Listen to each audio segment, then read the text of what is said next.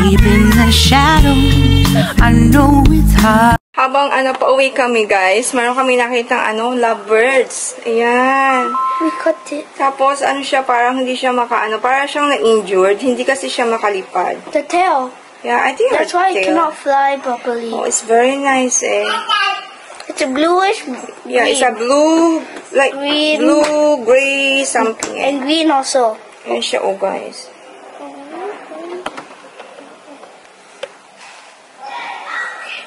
Ayan siya diba? Ang ganda niya So, inuwi muna namin siya. Kung meron mag-claim, so ayan. Kung may mag-claim sa kanya, ibibigay naman ulit namin siya. Yeah, it's chopstick. So, buti itong pinaglagyan namin dati kay Pilo at Pilar. Yes, yes. Yeah, hindi ko siya itinapon. Kasi, feeling ko, tawag dito, magkakaroon pa kami ng pets. Yan. Oh, she's eating. She or he eating? I don't know. Girl, boy. Yeah. If someone want to claim, then we give back lah. Nagkakagulo na sila. Oh, she's... What? It's so small. You can just take out the whole... Go. Yeah. Oy!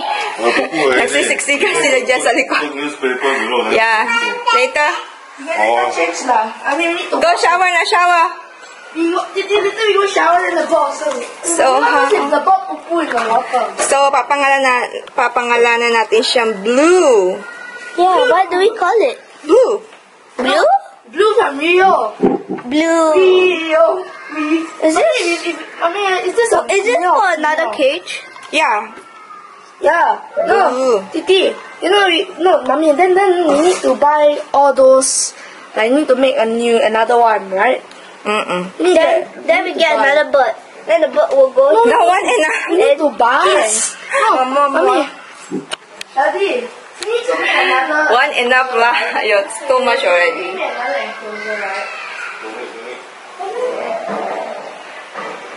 Ayan. The head is stuck. Huh? You cannot eat the food. Kaya lah, the bird is smart. Okay na. No, can we let it? Okay. Mommy, can I ask you something? Can we just train it to fly? Like, let it fly over there. Okay. So, today is Friday. And tomorrow... Tingnan naman yung bulinggit. Hello. So, nandito kami ngayon sa sa pet shop. Nagtitingin kami ng cage nung parrot na nakita namin. Ayan yung mga cage nila. Kaso, ang laki naman yan, guys. Kung nakikita ninyo, tas mag-isa lang siya. Meron naman kami, see, it's too big. I think we just get something like this. This one. But how about this one? So that to let it hang there and then swing. Yeah, just hang and swing. Or like this. Just stand. I think this one. Oh, this one. This one can go to only $25. Yeah, ang mahal. Parang mahal yan. Mga ng mga ibon.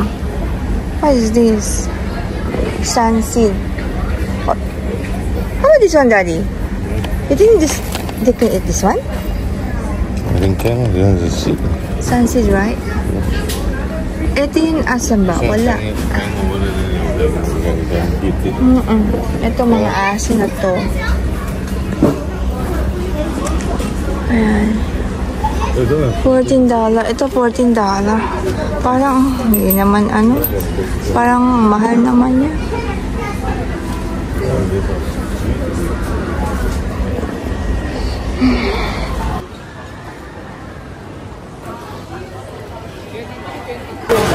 Coupon, 3 Hawaiian and 3 Chinese. So, ayan guys, tapos na tayong bumili. So, magta-take out naman tayo ngayon ng pizza for our dinner.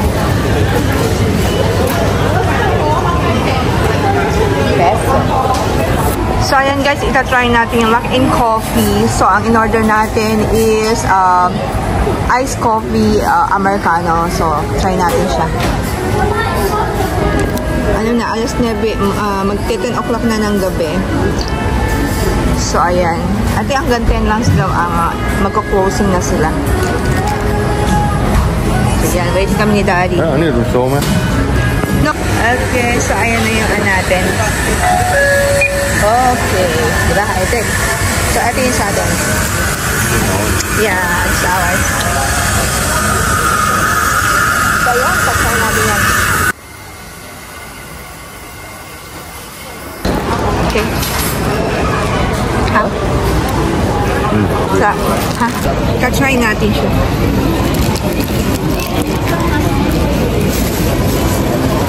Sarap. Oo. Sarap siya. You wanna get the Texina? It's nice. Oh. Sarap. Isa lang in-order namin kasi try namin siya. Kung hindi siya masarap. Sayang naman kasi kung dalawa yung o-orderin namin tapos hindi masarap. Pero masarap. So, next time pwede ulit tayo mag-order.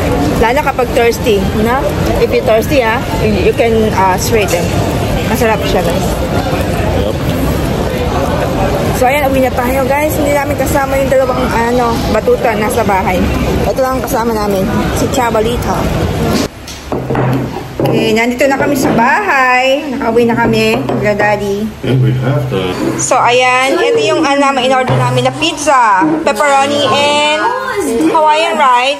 No, it's a cheesy. Oh, this one cheese. Hawaiian. Aloha, yes. Yeah. Ay? So, ayan, it's for family. Yeah. Okay, let's eat, guys. So, ito na yung pinaka-dinner namin. I thought you got not cheese. Oh. Oh, cheesy. you also want? You want cheesy? Yeah, ito kay Meme. Ooh! Pizza party. How much you say? Pizza party. There you go. You want to eat a pizza? But it's in dinner. We also eat dinner. We're going to eat like a lot. Hey. Very hungry, but Wow! Nice? It's not Nice. spicy, right? not really. No. It's just fun. Taste nice. Nice. Sarap. You can have it. What's that one? Which one nicer? This one? I only tried this. Not bad. Quite big eh. One slice medyo malamig na siya. Hawaii. Okay, try natin. So, tamang tambay lang tayo dito sa bahay and ano bang gagawin? Mamaya magluluto ako ng lunch ng dinner namin. So, yung dinner namin, ang iluluto ko is sinigang na salmon and hipon. So ayun guys. Yun lang. Wala masyadong ganap today. Gusto kong mag-dinner sa labas, kaso naman, di ko alam, nakakatamad. Wala kasi kung sapat na tulog. Kapag wala kang sapat na tulog, di ba, nakakatamad. By the way, yung ginagamit kong yung tinatry, nire-review kong product, di ko alam kung may improvement ba. Pero parang meron naman siguro. Parang may improvement naman siya, di ba?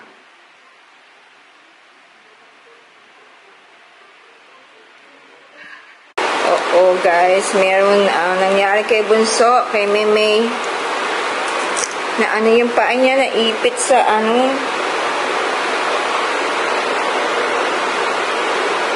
naipit sa pintuan namin.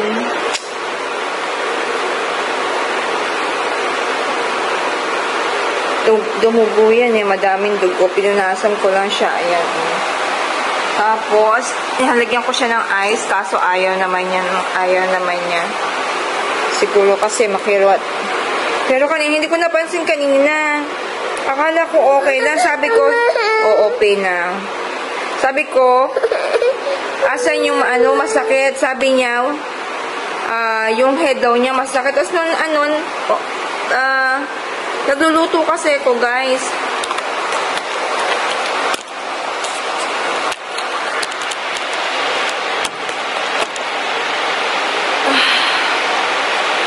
Ayan, nagluluto kasi ako ng dinner namin. Tapos, habang nagluluto ako, sabi ko sa mga kids, tignan muna nila si Bunso. Lumabas si Kuya. Yung buong paan niya pala na ano, oh, na ano yung balat. Naipit sa pintuan namin. Kaya siya umiyak. Nag-ihit siya kanina eh. Ayan. Sakit yan. Nag-ihit siya ng ano. Huwag sana siyang lagnatin. Kaso, nakakatakot po. Baka mamatay yung kuko. Diba? Huwag naman sana. Ano pa ba ito? Naitulak kasi ni Kuya yung pintuan namin sa kwarto. Hindi niya napansin si Maymay pala nasa kasunod ko nung lumabas ako. Akala ko nandoon siya sa may crib niya. Yung crib kasi niya na bubuksan yun. Pero napaka-brave naman ang bunso ko naman. Umiyak siya kanina. First pain. Where? Your feet? Your toe? Mami kiss. Dumudugo pa rin siya, guys. Nadugo pa rin siya. Wala pa si Dad tuloy. 9 o'clock pa yung tapos niya sa work. Kasi yung machine nila okay na. Yung machine nila, guys,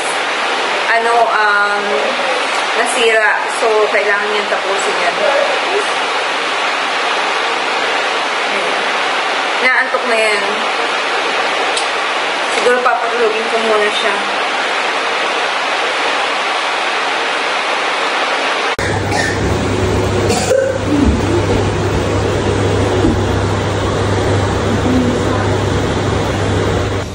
So, ayan guys, papunta tayo ngayon sa KK Hospital. So, hinihintay lang natin yung taxi. So, kasama natin syempre si Kuya Jaden. Ngayon si Kuya Alden. Ayan, tsaka si Daddy. Si Daddy nandun sa Naughty Corner. So, malalaman natin mamaya kung ano yung naging findings. Kung bibigyan ba siya ng kung bibigyan ba si Maiden ng antibiotic or kung i-x-ray ba. Ayan. So, hindi ko kasi alam dito eh. Sa atin kasi, lang, diba? Kumbaga, sa Pilipinas kasi, parang, ano ba tawag doon? Wala, hinahayaan lang natin, diba? Hanggang sa matuyo, ganyan. Pero dito kasi hindi. Dito, importante ang health kasi dito. So, Hinis, hi! Say hi! Walis, say hi! Ang ganda ng sunglass na to. Nabili namin to sa Decathlon. So, very fit. Sobrang init, guys. Lord. Ayun yung 3 itlog ko, 3 itlog. Sure, okay?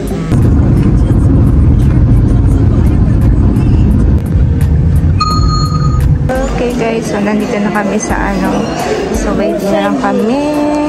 So okay guys, ayan, tapos na kami check up. So kumukuha na lang si Daddy ng ng gamot ni Bunso ni Chaba sa pharmacy. So wala naman masyadong injury. So okay lang. So ayan yung dalawang batuta. So si Daddy, kinukuha ni Daddy yung medicine.